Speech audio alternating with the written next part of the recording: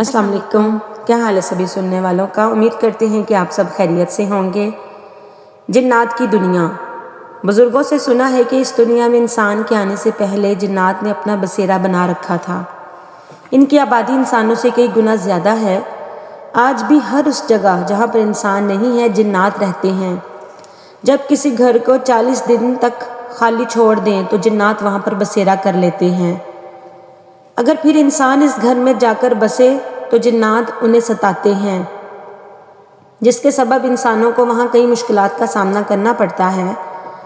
جنات ان لوگوں کا جینا حرام کر دیتے ہیں تاکہ وہ گھر چھوڑ کر چلے جائیں۔ اس لیے بزرگ ہمیں صلاح دیتے ہیں کہ جو گھر 40 دنوں سے زیادہ خالی پڑا ہے اس میں بسنے سے پہلے 40 دن وہاں پر چراغ جلائیں۔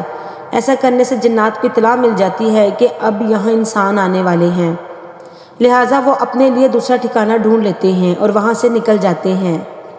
انسانوں کی طرح جنات بھی اللہ کی مخلوق ہیں، ان کے بھی کنبے ہوتے ہیں، وہ بھی اپنے بال بچوں ساتھ مل جل کر زندگی بسر کرتے ہیں، مگر روشنی سے گھبراتے ہیں، اندھیروں میں رہتے ہیں۔ جس جگہ ہمیشہ اندھیرا رہتا ہے جنات وہاں پر اپنا قبضہ جما لیتے ہیں۔ وہ اپنے بال بچوں کے ساتھ ہنسی خوشی زندگی بسر کرتے ہیں۔ ان کے بچے بھی ہمارے بچوں کی طرح کھیل کود کرتے ہیں۔ جب ہم اچانک وہاں پر چلے جائیں تو ہمارے جانے سے اٹھنے بیٹھنے سونے جاگنے اور آرام میں خلل پڑتا ہے، تو پھر وہ ہمیں وہاں سے نکالنے کے لیے ڈراتے اور دھمکاتے ہیں۔ ہم نے سنا ہے جنات سے صرف زمین پر ہی نہیں بلکہ دوسرے سیاروں پر بھی بستے ہیں۔ وہ اس زمین کی تشکیل سے پہلے دوسرے سیاروں پر آباد رہ کر ہم سے زیادہ ترقی یافتہ ہو چکے ہیں۔ سائنس میں بھی ہم سے بہت زیادہ آگے نکل چکے ہیں۔ وہ اڑن تشتریوں کے لیے ساری کائنات کے گرد چکر لگاتے رہتے ہیں۔ اکثر راتوں میں ہماری زمین پر بھی تحقیقی کاموں کے لیے آتے جاتے رہتے ہیں۔ اگر کوئی تنہا انسان انہیں کہیں مل جاتا ہے تو اسے پکڑ کر لے جاتے ہیں۔ اس لیے ہمارے بزرگ لوگ ہدایت کرتے ہیں کہ کبھی اکیلے گھروں کی چھتوں پر نہ سویا کریں۔ اکثر وہ لوگوں کو اپنے سیارے پر لے جا کر ان سے ان کی زمین کے بارے میں پوچھ گچھ کرتے ہیں، پھر لا کر زمین پر چھوڑ جاتے ہیں، مگر وہ انسان جب زمین پر آتے ہیں تو انہیں کچھ یاد نہیں رہتا۔ وہ باقی زندگی بے خودی میں گزار دیتے ہیں، ہمیشہ کسی نشے میں رہتے ہیں، پتہ نہیں ان کو کیا ہو جاتا ہے۔ وہ اپنے ہوش و حواس کھو چکے ہوتے ہیں۔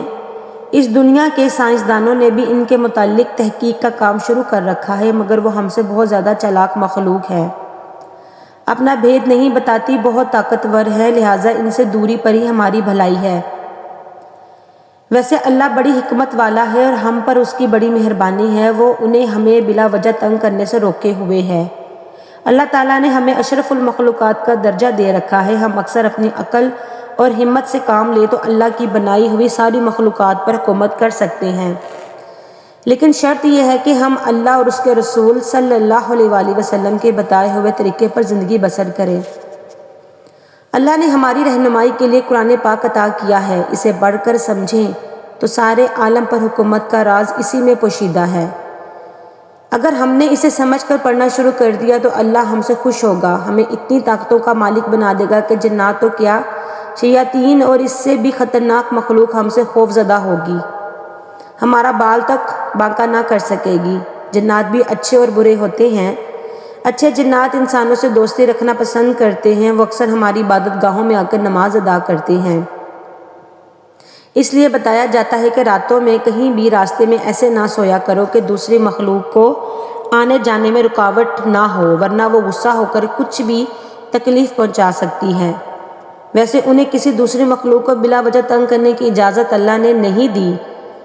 جنات کسی بھی دوسری مخلوق کا روپ دھار سکتے ہیں، وہ بڑی آسانی سے آنکھ جھپکنے کی دیر میں ہزاروں میل کا سفر طے کر سکتے ہیں۔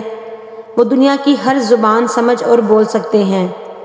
انہیں اللہ پاک نے اتنی طاقتیں عطا کر رکھی ہیں جبکہ ایک انسان اتنی طاقتیں نہیں رکھتا، مگر اللہ کے پیارے بندوں میں سے کچھ انسان جو اللہ کے احکامات کی پوری پابندی کرتے ہیں، اللہ نے انہیں جنات تو کیا بلکہ ہر مخلوق پر فتح حاصل کرنے کی قوت اور طاقت عطا کر رکھی ہے۔ جنات کو بھی انسان کے تابعدار بنا دیتے ہیں، شرط یہ ہے کہ آپ اللہ کی خوشنودی حاصل کریں۔ انہی لوگوں کو ہم اللہ کے ولی کہتے ہیں۔ ہم انسانوں میں سے آج بھی کچھ انسان اپنے آپ کو عامل کہہ کر جنات کو پکارتے ہیں اور بھاری بھاری رقم طلب کرتے ہیں۔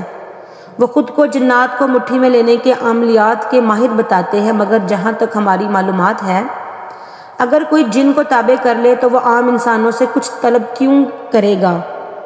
جن وہ سب اسے لا کر ویسے ہی دے دے گا، تو اس کو ہم سے پیسے لینے کی کیا ضرورت ہے؟ ہم نے جنات کو اپنے تابع کر لینے کے بارے میں بھی سنا ہے، اس کے لیے قرآن پاک میں کچھ مخصوص آیات کے ورد کرنے کا کچھ خاص طریقہ ہے، کچھ خاص شرائط اور پرہیز بھی واجب ہے۔ یہ ہر کسی کے بس کی بات نہیں ہوتی کہ وہ جنات کو اپنے تابع بنا سکے۔ جو کوئی اسے اپنا تابع دار بنا لیتا ہے تب بھی اسے کئی مشکلات کا سامنا کرنا پڑتا ہے۔ ہر گھڑی حکم کرو آقا کہہ کر سامنے آ جاتا ہے، جب کوئی کام عامل کہنے کے لیے حکم دیتا ہے تو وہ لمحوں میں کام کر کے پھر حاضر ہو جاتا ہے۔ حکم کرو کہتے ہوئے عامل کو سونے اور کھانے پینے نہیں دیتا۔